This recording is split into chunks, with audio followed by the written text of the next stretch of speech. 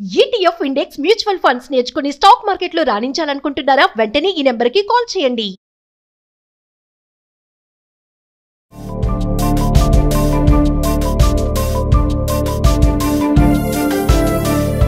Hello నమస్తే, welcome back to Suman TV. ప్రస్తుతం మనతో పాటు ఉన్నారు మోటివేషనల్ స్పీకర్, లైఫ్ కోచ్ దత్తేశ్వర్ గారు. నమస్తే అండి. నమస్తే అండి. సార్, ఈ టాపిక్ తీసుకున్నానే కానీ నాకు చాలా కామెంట్స్ వస్తాయి ఖచ్చితంగా. మరి మీరు ఎలా మాట్లాడతారో చూడాలి నేను కూడా. అంటే లేడీస్కి మామూలుగా పరాయి మగాడితో ఎలా బిహేవ్ చేయాలి, ఎలా ఉండాలి, ఎలా మాట్లాడాలి, ఎలా అంటే ఆ ఫీలింగ్స్ కానీ ఆ ఫేస్ ఎక్స్ప్రెషన్స్ కానీ ఇవన్నీ కూడా అంటే ఈ మధ్య కాలంలో మనం చూస్తున్నాం చాలానే. అది టీనేజర్స్ దగ్గర నుంచి పెద్దవాళ్ళ వరకు కూడా ఇవి కనిపిస్తున్నాయి మనకి. అంటే ఆడవాళ్ళు కోపడతారేమో ఈ మాటలకి. చూద్దాం అంటే ఎందుకు ఇలా తయారవుతున్నారు ఆఫీస్ ప్లేసెస్లో కానీ, వేరే మగవాడితోటి వీళ్ళ రిలేషన్ కానీ, మాటలు కానీ, ఈ యొక్క ఏమంటారు టచింగ్ కానీ ఇవన్నీ ఎలా ఉంటున్నాయి అంటే తెలియటం లేదా, తెలిసే ఇలా బిహేవ్ చేస్తున్నారా, లగ్జరీ అనుకోవాలా, ప్యాషన్ అనుకోవాలంటే ఏం చెప్తారు? మంచి క్వశ్చన్ వేశారండి. ఇప్పుడు నేను చెప్పేది అందరి లేడీస్ గురించి నేను మాట్లాడట్లేదు. ఎక్కువ మంది సమాజంలో చాలా ఎక్కువ మంది వాళ్ళ ప్రవర్తన తీరు ఎలా ఉంది, యాక్చువల్గా వాళ్ళు ఎలా ఉండాలి, ఇప్పుడు ఎలా ఉంటున్నారు, దానివల్ల సమాజం ఏ దిశగా పరుగులు తీస్తుందో నేను చెప్తాను మీకు. మన పూర్వకాలంలో అమ్మాయి ఈ విధంగానే ఉండాలి, స్త్రీ ఈ విధంగా నడుచుకోవాలి అని ఎన్నో రకాలుగా మన సంస్కృతి సాంప్రదాయాలు చెప్పాయి. ఆ విధంగా నడుచుకున్న రోజులన్నీ మనం స్వర్ణయుగంగా చెప్పుకోవచ్చు. ఇప్పుడు స్వేచ్ఛ పేరుతో, స్వాతంత్రం పేరుతో ఇప్పుడున్న నవతరం మహిళా మనులు దాన్నంతా తీసుకెళ్ళి తొంగలో దొక్కేశారు. స్వేచ్ఛ పేరుతో ఇన్ని మాటలు మాట్లాడుతున్నారు కానీ వాళ్ళు ఏ విధంగా బిహేవ్ చేస్తున్నారు అనేది చాలా దారుణమైన స్థితిలో ఉంది. ఒక చిన్న స్కూలుకు వెళ్ళే పాపాయి దగ్గర నుంచి మొదలు పెడితే అక్కడి నుంచే బాలికల్ని ఈళ్ళ వేలో తీసేసుకుంటున్నారు. నువ్వు ఇలా ఉండాలి, ఈ విధంగానే మాట్లాడాలి, నువ్వు అమ్మాయివి, నువ్వు చెప్పిందే నడవాలి అనే విధంగా తీసుకొస్తున్నారు.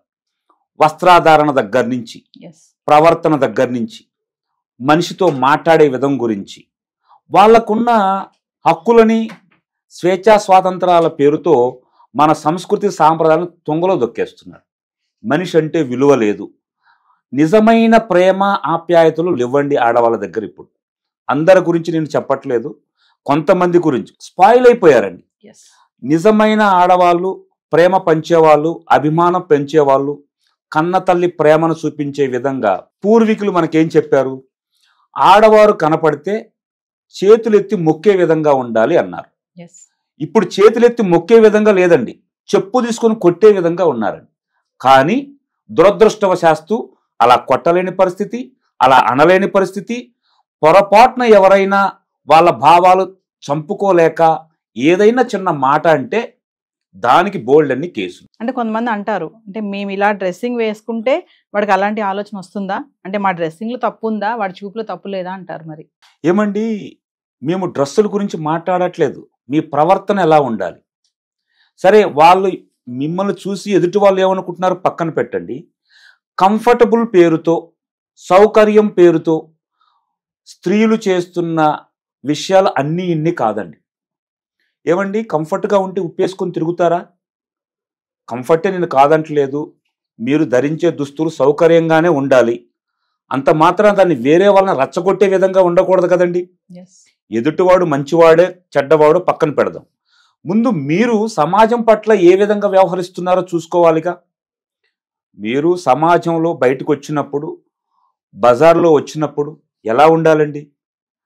బజార్లో మీరు కొంచెం అసౌకర్యమైనా పర్వాలేదు కానీ 10 మంది మిమ్మల్ని గౌరవించే విధంగా ఉండాలి.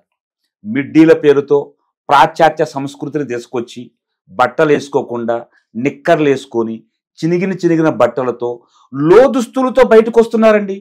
ఇంత దారుణమా? మీరు లోదుస్తులతో బయటకు వచ్చి వేరే వాడితో అసభ్యంగా ప్రవర్తించి మళ్ళీ ఇది మా సౌకర్యం గురించి వేసుకుంటున్నాము, దుస్తుల గురించి అడిగే అధికారం మీకు లేదు అని తిరిగి మళ్ళీ వాళ్ళ మీద కేసు పెట్టడం ఎంతవరకు సమంజసం అంటారు? ప్యాషన్ అంటున్నారు, ఇప్పుడు తల్లులే చెప్తున్నారు, మీ ఇష్టం వచ్చినట్టు మీరు ఉండండి, మేము అలా మా వయసులో మా ఏజ్లో మేము అలా ఎంజాయ్ చేయలేదు, మిమ్మల్ని ఎందుకు మేము స్ట్రిక్ట్ చేయాలి, రెస్ట్రిక్ట్ చేయం మిమ్మల్ని, ఉండండి మీరు అలాగా పర్వాలేదు, ప్రపంచంలో మీరు ముందుకు వెళ్ళొచ్చు అని కూడా తల్లులే కూడా అలా ముందుండి చెప్తున్నారు. కొంతమంది తల్లులు ఉన్నారు అలాంటి వాళ్ళు. అలాంటి తల్లులందరికీ నేను ఒక మాట చెప్తానండి. ప్యాషన్, స్వేచ్ఛ, సౌకర్యం ఇలాంటి పదాలు ఉపయోగించి వాటి అర్థాలనే తీసేస్తున్నారు. ప్యాషన్ అంటే ఏంటండి? ఇప్పుకొని తిరగమనేది ఏ ప్యాషను చెప్పలేదండి. వివిధ ఇతర దేశాల వాళ్ళు కూడా మన సంస్కృతిని ఉపయోగించి మంచిగా నిండుదనంగా బట్టలు కట్టుకుంటున్నారు. అలానే నేను చెప్పట్లేదు మీరు మిమ్మల్ని అందరినీ చుట్టుకొని తిరగమని నేను చెప్పట్లేదు. కానీ 10 మంది గౌరవించే విధంగా మీ వస్త్రధారణ ఉండాలి, మీ ప్రవర్తన ఉండాలి. మీరు బట్టలు విప్పుకొని తిరుగుతూ ఎదుటివాడికే తప్పు, వాడి భావన అలా ఉంటే మేమేం చేయాలి అనడం ఎంతవరకు సమంజసం? సత్యేశ్వర్ గారు, ఇప్పుడు ఏంటంటే ఈ మధ్యకాలంలో చూసుకుంటే అపార్ట్మెంట్స్ వచ్చేసాయి, గ్రేటెడ్ కమ్యూనిటీస్ వచ్చేసాయి, ఇంకా వర్కింగ్ ప్లేసెస్లో కూడా లేడీస్ ఎలా ఉంటున్నారంటే ఫ్యాషనబుల్ అయిపోయారు బాగా.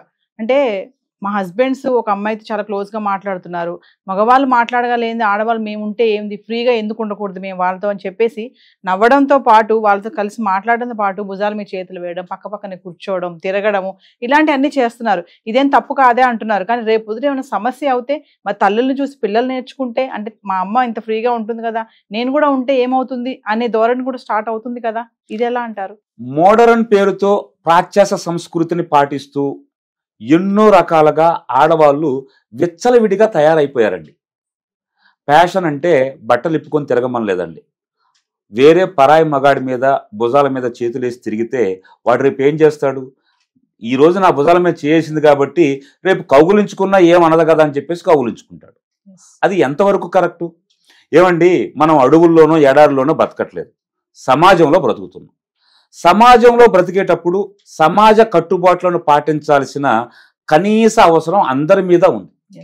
ఒక స్త్రీల మీదే కాదు, ఒక మగాడి మీదే కాదు, ప్రతి ఒక్కరూ పాటిస్తేనే ఎవరు ఎక్కడ ఎలా ఉండాలో అలా ఉంటేనే గౌరవం అండి. అంతేగాని నేను ఫ్యాషన్గా ఉంటాను, మోడర్న్గా ఉంటాను అంటే ఉండు, అది మీ ఇంట్లో ఉండు. బజార్లో 4 వీధుల్లో తిరిగితే అది నీ గౌరవానికే మచ్చ, మీ తల్లిదండ్రులకి మెచ్చ. అది కరెక్ట్ కాదు. అది అంటే ఆడవాళ్ళ ఒక డ్రెస్సింగ్ కానీ, ఆ స్టైల్ మూమెంట్స్లో కానీ, ఈ మాటల్లో కానీ, దీనివల్ల వాళ్ళ ఆలోచన విధానం కూడా మారుతుంది అంటారా? అందుకే ఇలాంటి క్రైమ్స్ అన్ని కూడా జరుగుతున్నాయి అంటారా? నేను దీన్ని 100% ఏకీభవిస్తానండి. ఎందుకు అంటే నాకు సాంప్రదాయబద్ధమైన శారీ కట్టుకొని పూజ చేసే వాళ్ళ మీద ఒక విధంగా ఉంటుందండి, ఏ మగాడికైనా. లేదు ఫ్యాషన్ పేరుతో బట్టలే వేసుకోకుండా చినిగిన డ్రాయర్లు వేసుకొని తిరిగితే కరెక్ట్ అయిన భావన వస్తుందంటారా? మీరు చెప్పండి. రాదు కదండి. అదేవిధంగా నేనేమంటున్నానంటే ఇవే బట్టలు వేసుకోవాలి, ఇవే చుట్టుకోవాలి నేను అనట్లేదండి. మీరు ఫ్యాషన్ని ఫాలో అవ్వండి, మోడర్న్గా ఉండండి, కానీ ఎట్ ద సేమ్ టైం సమాజ కట్టుబాట్లను కనీసం గౌరవించండి. మీకు వీలైనంత వరకు వాటిని పాటించండి. ఏమండి, మా బట్టలు మేము కట్టుకున్నాము, వాడి చూపులోనే తేడా ఉంది అంటే అది కరెక్ట్ కాదండి. మీరు ప్రవర్తించాల్సిన తీరు కూడా బాగుండాలి అండి. అంటే మేము పూర్వకాలంలో లేడీస్ కాదు, మేము ఫ్యాషనబుల్, మేము అంతా మారిపోయింది, టెక్నాలజీ అంతా డెవలప్మెంట్ వచ్చేసింది, మేము అబ్బాయిల కంటే ఎక్కువే, మేము వాళ్ళ సమానం కూడా కాదు, ఇంకా పైన ఒక స్టెప్ ఎక్కువే ఉన్నాము, ఎందుకు అలా ఉండాలి ఇలా ఉండాలి అని చెప్పేసి కూడా కొంతమంది మహిళలు మాట్లాడుతూ ఉంటారు. మరి వాటిని ఎలా చూడొచ్చు అంటారు? ఇది మీరు చెప్పింది కరెక్టేనండి. ఇప్పుడు నిజంగానే మహిళలు ఎక్కువైపోయారు. ఆ సినీ కవి రాసినట్టు లేచింది మహిళా లోకం, నిద్ర లేచింది మహిళా లోకం, దద్దరిల్లింది పురుష ప్రపంచం అన్నారు చూడండి. ఇది అక్షరాల నిజమండి. నిజంగానే పురుష ప్రపంచం దద్దరిల్లిపోతుందండి.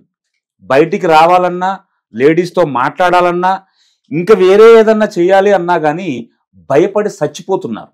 ఇప్పుడు మీరు అన్నా చూసారా, లేచింది మహిళా లోకం, దద్దరిల్లింది పురుష ప్రపంచం అని. దీని మీద ఒక వీడియో చేయాలి మీతో, ఎందుకంటే లేచింది మహిళా లోకం, మరి మగాళ్ళందరికీ నిద్రపోవాల్సిందేనా అన్నట్టే ఉంది బయట సమాజం ఇప్పుడు. మరి మరొక వీడియోలో మనం దీని గురించి మాట్లాడుకుందాం. తప్పకుండా అండి. Thank you.